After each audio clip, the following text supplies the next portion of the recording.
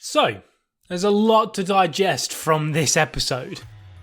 I don't know how good of a job I'm going to do actually portraying my opinions on this episode, but I'm at least going to try and cover what I believe to at least be the fundamentals of it. Because this episode was different, but in a good way. It was sort of like our first taster, in my opinion, to the true lore and main story of the series. It was an episode absolutely jam-packed, full of questions and very little answers, really, which is fine. But like I said, I'm gonna try my best to discuss this episode with you guys. Starting off with Coon. You guys will be well aware that Coon's bag has been something that has caught my attention ever since the second episode. It was obvious that something or someone was in that bag from the very start, and seeing how it was executed and revealed to us in this episode makes me really interested in how it could potentially be used later on down the line in the story, especially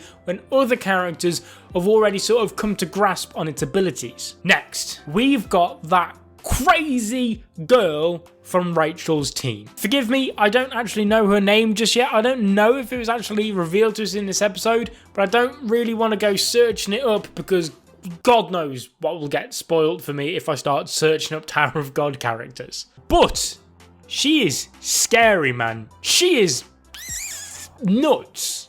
I love her. I think I'm gonna have to simp. My first impressions of her character is that I think she's going to be brilliant at getting under other characters' skin. And as far as legs go in anime, top tier. But while we're on the topic of Rachel's team, it was clear as day that they were holding back in this round. But I want to know why they have no interest in the crown game at all. They were purposely put there in the crown game because of the irresponsible behaviour of Quant, I think his name was, in their previous round, in the other testing arena, I think it said. But they still showed no interest in winning it, which intrigues me and also confuses me as well. Because I feel like I should know, like, I've been trying my utmost to pay attention to everything in all the previous episodes, and for the most part, I feel like I've done a pretty decent job of keeping up with the story.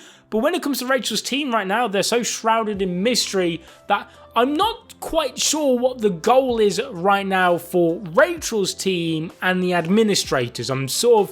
That's the one mystery which I feel like I should be picking up on, and right now I'm not. So by keeping it as spoiler-free as possible in the comment section down below, fill me in on that one. Should I have any idea of what they're trying to achieve, or should it be one big mystery right now? Because I've even gone back and rewatched parts, and honestly, I can't quite get my head around it, which might be a bit embarrassing, I'm not too sure. But,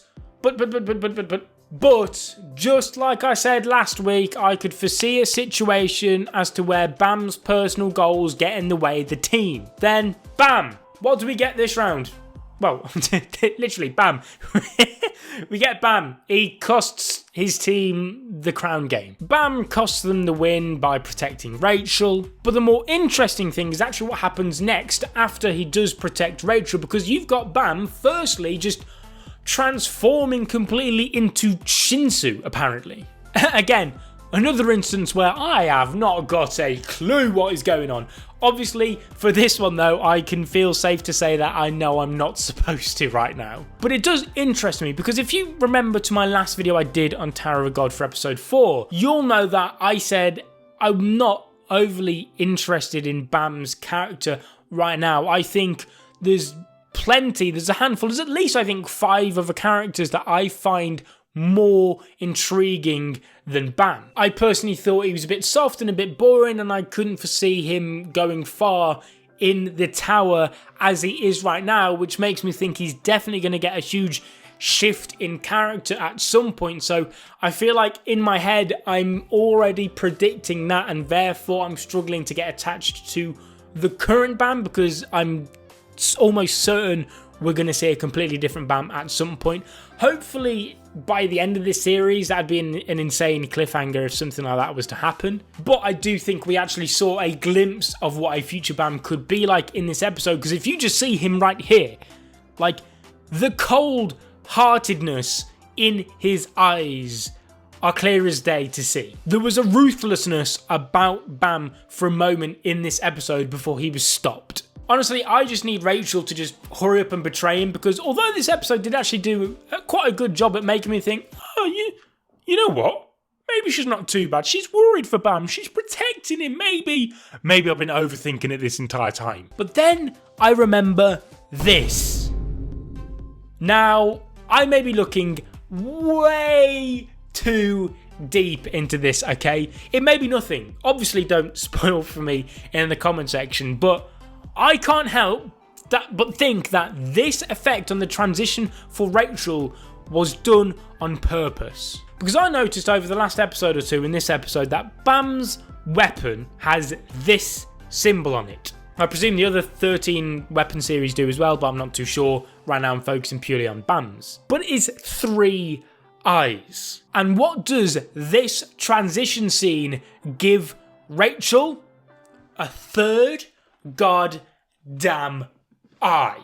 She is hiding something for sure. Like I said, this episode made me think, oh, maybe she's not too bad. Then I see that and I think, nah.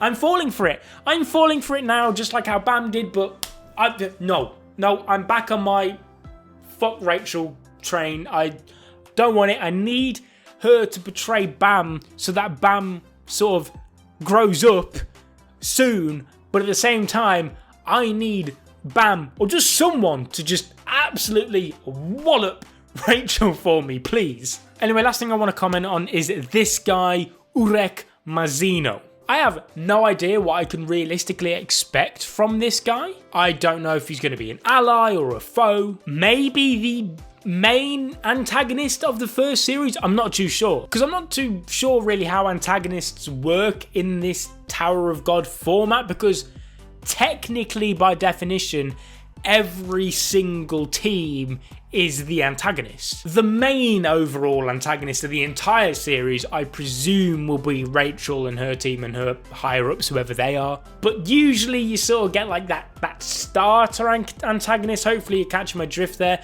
Maybe that will be this guy. I'm honestly not too sure, but from being a cliffhanger for the episode and seeing hype that I've actually seen on it from social media, I'm really excited to see who and what this guy actually is. But I think I'm going to wrap up my discussion for episode 5 of Tower of God right there. I have to say thank you so much on the support for the Tower of God videos. They've absolutely been above and beyond any other series I think I've ever covered, ever, in terms of consistent love and support. So thank you so much. If you enjoyed the video, make sure to leave a like, subscribe as well if you're not already to become a member of the Senpai Squad.